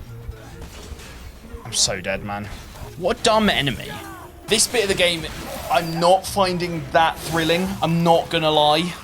I just think this bit of the game is just it's a complete maze of just these crazy enemies. And it's just, yeah, I'm not as big a fan of it. And if you thought that death looked a bit annoying, I'd made an even bigger error. How far back have I gone? How far back have I gone? I've gone back so far. Why has it sent me back so far? I should have saved. I just didn't. I didn't think I'd need to save. Oh, for God's sake. That's actually really annoyed me. So I'm going to have to no-life this bit again. I hate these enemies. I hate them. Losing progress wasn't too bad, though, because it did mean I could grab this missable trophy. There we go. Quit hanging around. Shoot down a soldier hanging from the production line in the factory. I also realized at this point that there were a couple of trophies I'd missed earlier on in the story, and I couldn't leave the factory at this point, so I decided to boot up a previous save and complete them in this playthrough. So the first trophy was to set fire to one of the zombies. Hey, there we go. Medium rare. And then I headed to an area in the village that I'd actually explored previously, but coming back here put me against this big wolf creature that I needed to kill for another trophy. There we go, leader of the pack for taking down the Varkolak alpha in the story. Back to the present day, we're at the end of the factory and we go in search of Heisenberg. Someone waiting for you. Oh god, is it gonna be Propeller Man? I don't want it to be Propeller Man. Oh my god, it is Propeller Man, it is Propeller Man. I feel like he has a weak spot in his back. Yeah, he does. Come on, Propeller Man. I'm not gonna lie, this seems pretty simple so far if I just have to lead this guy back and forth into a wall. Jesus, he's just flying through the wall. Oh, he's the Juggernaut, bitch! He's the Juggernaut. This guy's terrifying. Now stay down. Oh! We did it! Screw you, Propeller Man! Straight after putting Propeller Man in the dust, we come face to face with Heisenberg once again. Not bad, Vouchers. You're persistent. Oh, that's kind of cool when he makes the stairs out the metal. That's Magneto. That is full-on Magneto. Oh no. Oh shit. That's sick. He turned himself into like big metal man. That was so cool. Down in the basement, we actually run into Chris Redfield again. And this time, he finally reveals what is going on. You are in the way. Of what? You killed my wife. Kill my wife, you son of a bitch. You think I killed Mia? That wasn't her. It was Miranda. What? She changed her appearance and pretended to be Mia. Bullshit. Why'd you fucking tell me right away? Because I knew you would want to be involved. I mean, that might be the worst reason for Chris not to have told Ethan. Why would he not have told Ethan? Look, I really enjoyed playing Resident Evil 8. I thought it was an amazing game. That writing is trash. We also have no idea what happened to the real Mia, but I do get to drive a tank, so oh well, I'm happy. With our new piece of kit, it's time to take on Heisenberg. I'm super ready for this. This sounds like it's gonna be fun. You're like a goddamn cockroach. Oh, okay, and here he is. I mean, this is badass. This is absolutely badass. Keep shooting the red bits. There we go. That's another red bit down. And then there's this one up here. Oh my god, what's he doing? What are you doing? This is crazy. Die. Oh, we're not in the tank anymore. Oh my god, we don't have the tank anymore. Oh, we've destroyed his factory. Suck on it. Just keep sniping him. I feel very, very outmatched right now.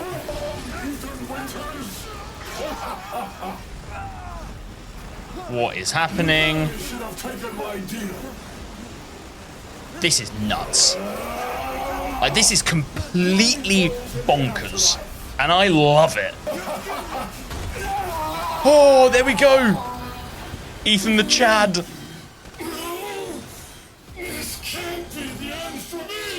It is the end for you, Heisenberg. Iron Giant down. Defeat the mutated Heisenberg. Mega. Straight after dealing with Heisenberg, we don't get any time to rest. It's too dangerous. Wait there, you hear me? Ethan? Rose? It can't be her. Mia?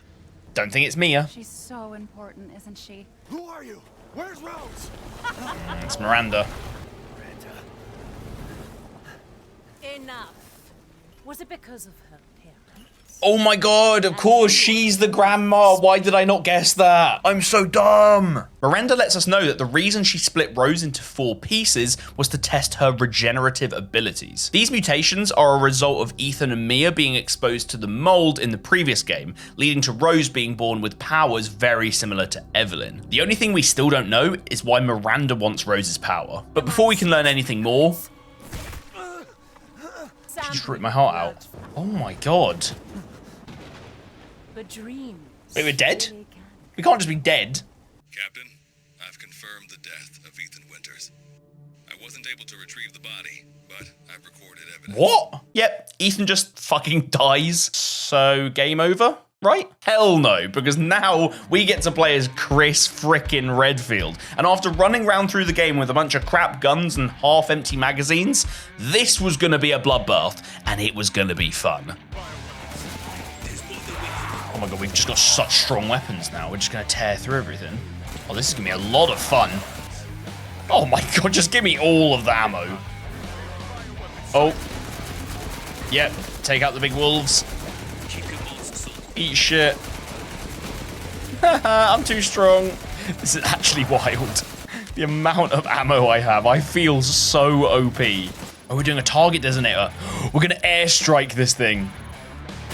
Oh, damn. We eventually have to take out a stronger version of the big guy from earlier, but he ain't hard to kill because we can just start calling in airstrikes on his head. Oh, it was so satisfying. There we go. Oh my god, he got cooked. Oh, nothing's dead. Yes. Got him. After breezing through all those bad guys, we find the source of the mutamycete. It literally looks like a big baby. Captain, I have eyes on Miranda at The root of the matter. Find the megamycete in the underground ruins. Also in this cave, I found my last goat statue. Assuming I haven't missed any, this should give me a trophy. Please. Heretic! Destroy all the goats of warding. I love collectible trophies. They are my favorite. I wish that more developers would put more of them in games so that I would constantly live with anxiety as I play through my games. A bit deeper into the cave, I found myself in Miranda's lab, which is full of notes that explain everything we want to know. I'll try and keep it simple. Basically, Miranda used to live in the village. She had a daughter who unfortunately died to the flu, and it made her go a bit insane until she found the megamycete and learnt of its powers. She used it to infect the villagers. Most of them became Lycans, apart from 4 who, you guessed it, became the 4 lords that we've met earlier in the game. Miranda's now found out that it's actually Rose who is the perfect vessel to bring her daughter back. So she disguised herself as Mia, and then Chris found out, so him and his team came and shot her, but then she wasn't dead and she came back to life, and yeah, here we are. Anyway, back to the trophies. After reading all the notes, I was glad to find the final file I needed. I'm hoping, guys, this should be the final file in the game. Please. Bookworm! Yes, come on! Read every single file in the story. I'm so glad I don't need to go and search for more of those. At the back of Miranda's lab, I found yet another familiar face that I was not expecting. Oh. Show me your hands. Is that the real Mia? Oh, is that the real Mia? God damn. It really is you. Is it though? Okay, I think it actually is her. At this point, I thought the surprises were over, but the real Mia gives us the final and most ridiculous twist of the entire game. What do you mean he's gone? I think you can get it. I think he's dead. Yes, there you go. Spell it out. I'm sorry, Mia, but we have to leave. I tried to keep this a secret, but you don't understand how special he is. How special who is? No! No! He's alive! There's no way! It turns out that Ethan didn't die because he's, already dead. You see, Ethan actually died right at the beginning of Resident Evil 7 when Jack Baker first showed up. After that, though, the mold recreated his body and brought him back to life because Evelyn wanted him to be her dad. That's why he can do crazy stuff like, you know, get his hand chopped off and stick it back on, and it just works. So now, back on board unexpectedly with Ethan again, it's finally time to take out Miranda. And with this being the game's final boss, this was a tougher one. Get the hell off of me. Oh shit. Jesus. This is okay, this is gonna be a crazy boss fight, I can tell.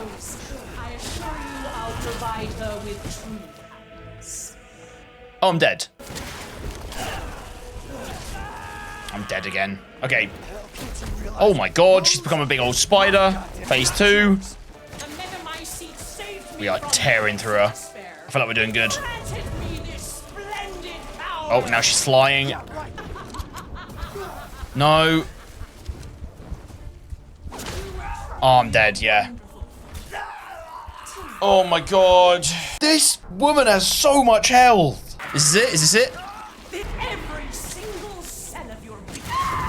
There we go. Come on. Come on. Come on.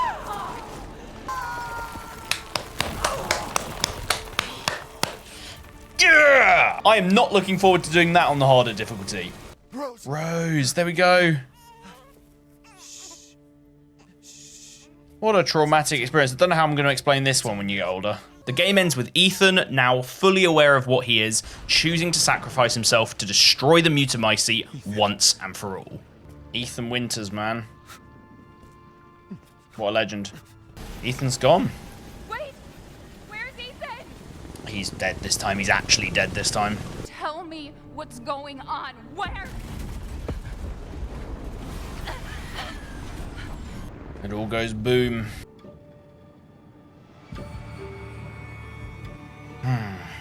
Resident Evil Village. The father's story is now done.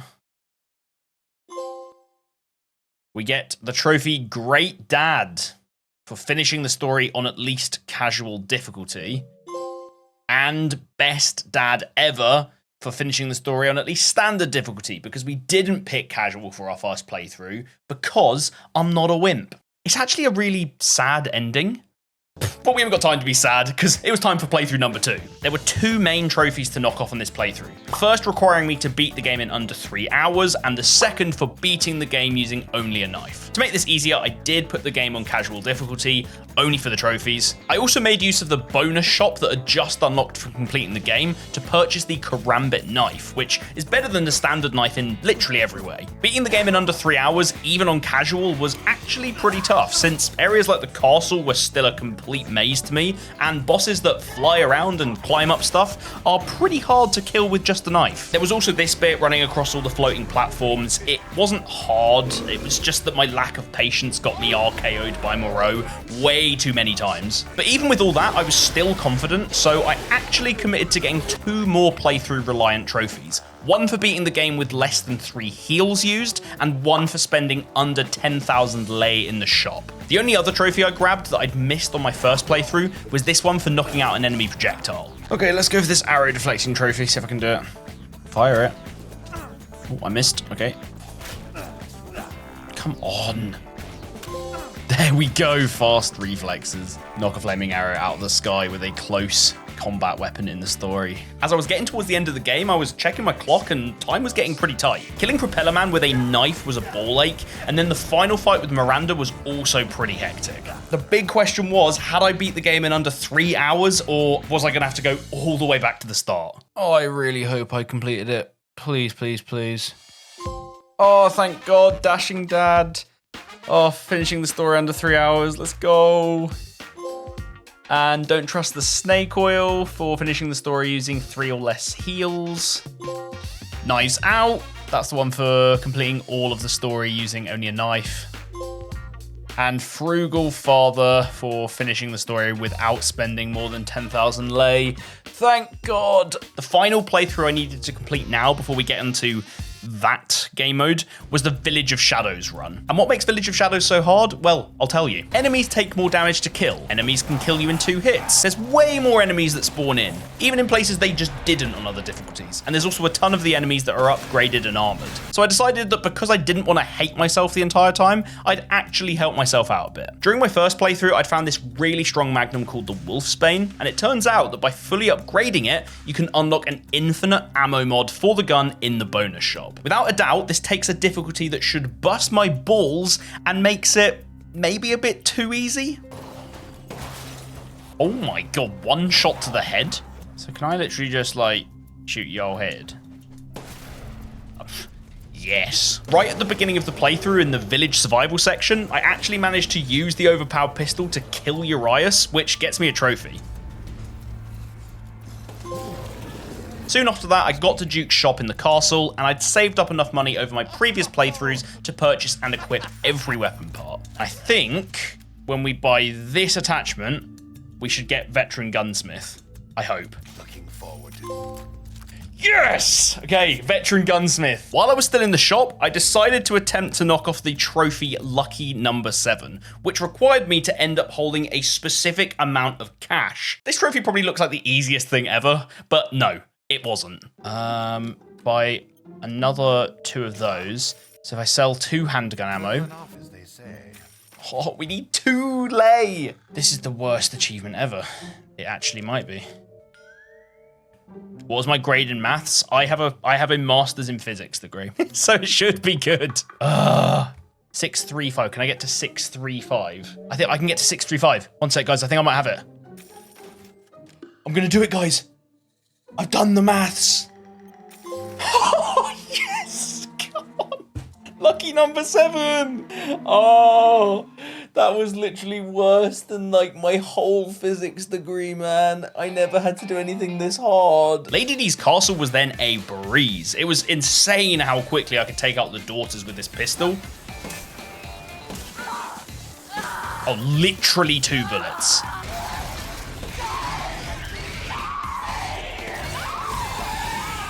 Oh, we've done it. And after getting back to the village, I got another trophy I'd missed on my previous playthrough for going crow hunting. Oh, what a shot! And we get squawk shot for shooting down 5 flying crows in the story. Oh, I thought I'd missed him. Donna's escape room was easy since there were no enemies, apart from this thing. Seriously, fuck that thing. And then after powering through the factory, Propeller Man, and even Heisenberg... Wait, have I done it? I've done it, haven't I? I've done it! Boom! Yes! I was back at the part of the game where we play as Chris Redfield. At this point, I was genuinely very nervous because there was a trophy I'd been trying and failing to get on my previous 2 playthroughs, and I just hoped to God I'd done it this time. This was the Mathematician trophy, which required me to reveal the entire map. To get that 100% map completion, I had to have visited every single room in the game, even the obscure hidden ones that you probably would never go in a single playthrough. You get it after the second cutscene? Okay. Everyone watch for hostile weapons. Oh, Mathematician. Complete the village map. That's one of the most anxiety-inducing trophies in the whole game because it's so easy to miss some of those random rooms earlier in the game. Thank God. Now, Chris's section of the game on the other difficulties was hilarious because of how strong we felt in comparison to playing as Ethan. But on my Village of Shadows playthrough, things were going to be a bit different. Remember how I basically broke the game by destroying everything up to this point with an insanely overpowered Magnum? Yeah, I don't have that anymore. The Chris section always has its own set loadout, leaving me stuck with normal weapons with no upgrades. So for the first time on Village of Shadows difficulty, this was going to make me sweat a bit. Oh my God, these enemies die so much slower when I don't have the upgraded Magnum. Why don't I just flashbang and run past shit? I'm gonna try and flash and just run past. Oh, I flashbang myself. Can I just run past them now? No, I can't. There's too many of them. Wait, we've done it? That just despawns them. No, they stopped me. No. Oh, no. Why are you here? No, I've got my wrong gun. I've got the wrong gun out. No. I'm so fucking dead. I'm so dead.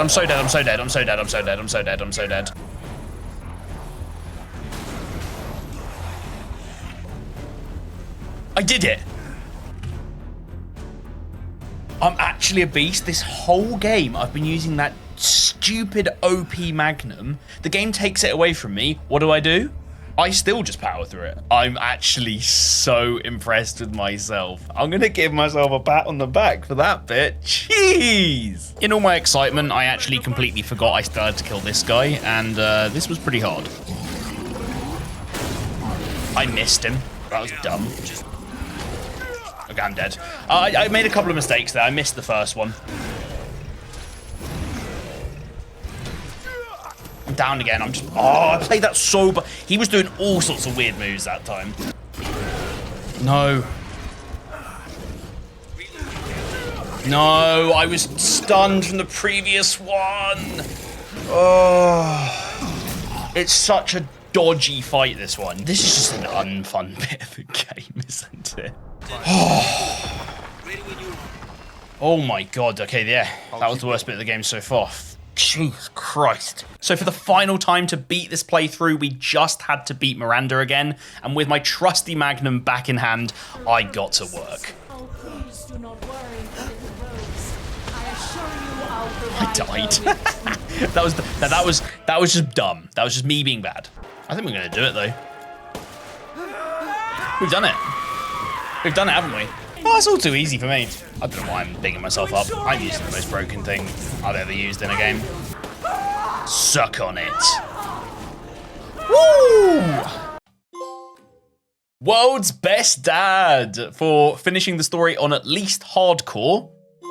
And universe's best dad for finishing the story on Village of Shadows. With all the main playthroughs done, I then remembered to grab a couple of miscellaneous trophies. The first two were for viewing all of the bonus figures and artwork in the menus.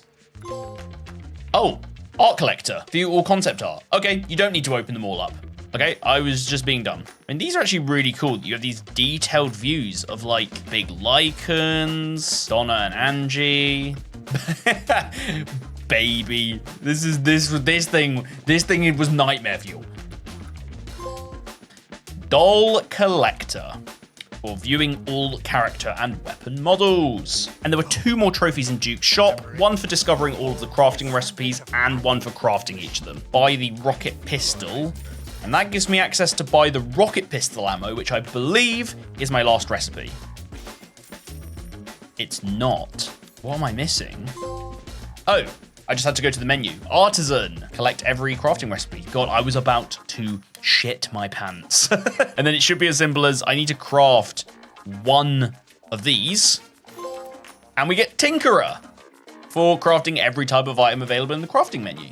After blasting my way through Village of Shadows difficulty, slightly assisted, I know, you don't have to tell me, I was riding an all-time high, and with only 2 trophies left behind some little extra game mode, I was pretty sure that I could platinum the game that night. Yeah, no, I'd completely underestimated what was coming next. As I said at the start of the video, Resident Evil 8's bonus Mercenaries mode on the surface is actually a very fun experience. You get dropped into one of the areas from the main story, and then you have to run around and kill all the enemies to build up your score. After killing enough enemies, you can head to the exit and finish the round, where you can then buy new weapons and upgrades to help you in the next round. And then after completing all the rounds in the level, you get an overall score that then gives you a grade for that run. Hey, I got B. I got B. So how'd you get a higher score? Well, there's a couple of ways. Firstly, by simply completing the round quicker, and second, for getting high combos. You see, every time you kill an enemy, a little combo timer starts, and you need to keep killing enemies quickly to refresh that timer and tick that combo up. In fact, the first of the 2 remaining trophies was to get a combo of 30 kills, which after a few practice rounds getting to grips with the mode, I managed to get pretty easily. Oh god, we can get the combo here. Yes! Combo King! Get a combo of at least 30 during Mercenaries. I didn't think I was going to get it on that run. That's crazy. There, right there, that's where the fun stops. Because the game's final trophy required me to get an S rank on every Mercenaries level. To put into perspective just what that means, an S rank basically means getting a perfect combo on most rounds, and to make things even worse, there are no checkpoints after each round, so if I'm on one of the later rounds and I just completely mess something up, oh well, go back to round 1, you little bitch. I was quickly realizing there was 0 margin for error. I didn't think I'd enjoy this trophy. I am proving to myself that I really don't. I can't find this enemy. It's got to be out here somewhere. Screw it. Let's just accept our fate on this one then. It's not going to be enough, but Jesus Christ. Okay, I'm going to have one more go at this level. Question is this going to be enough for an S rank?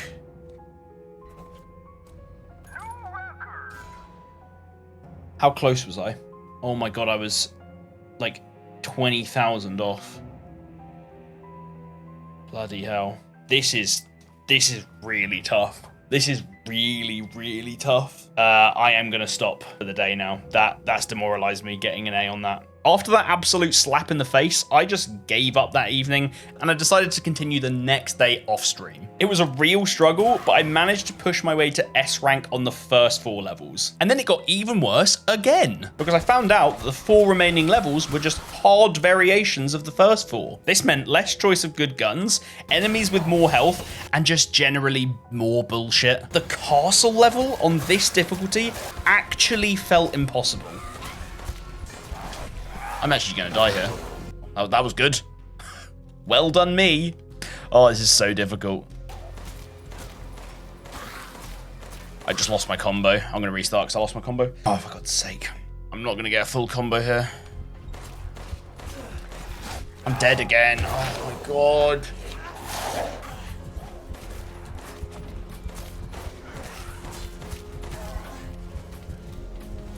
No.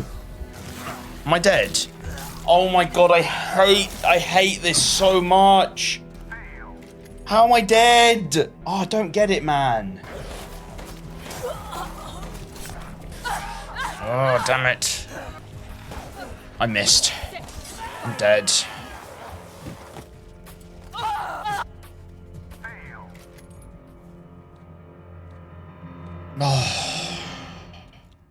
Oh, come on. Okay, before the rest of the video, I'm just going to apologize right now because there was a way I could make this a little bit easier for myself, but it was going to cost me both my money and, more importantly, my dignity. I'm genuinely considering just buying the DLC and making this easier for myself. I can't do it. I'm losing my mind. You see, Resident Evil 8 actually has this DLC on the PS Store that unlocks a bunch of new, stronger characters to play as in Mercenaries mode. Oh god, I'm a loser. First new character is Chris Redfield, and he comes with all of the strong weapons that we had in the main game that made that bit really easy. So you probably assume we're going to use him. But Chris Redfield wasn't even the reason I bought this DLC. I bought it because I'm a simp. That's right, you get to play as none other than Lady Dimitrescu herself. Oh my god, we're so tall. And she's a little bit strong.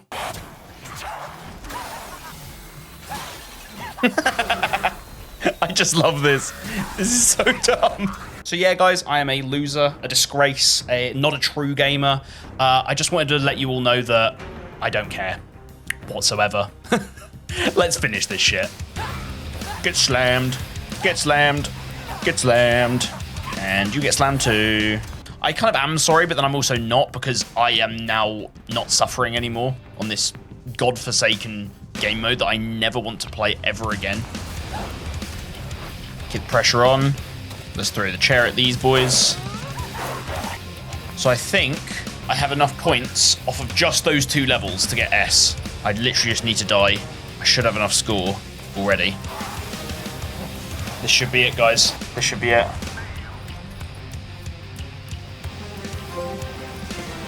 Legendary Cowboy.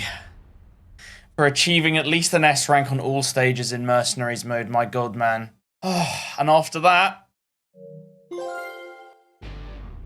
Ethan Winters for obtaining all the trophies. Oh my god, I'm never, ever, ever... I'm never playing that mode ever again in my life. I'm never, ever, ever touching that ever again in my life. I feel a little bit empty because, of course, we had to cheese it a little bit. But I was just ready to be done with that trophy. Overall thoughts on that game, such a fun game. I think that and Resident Evil 7 go so nicely as a package. Mercenaries mode can suck a fat one,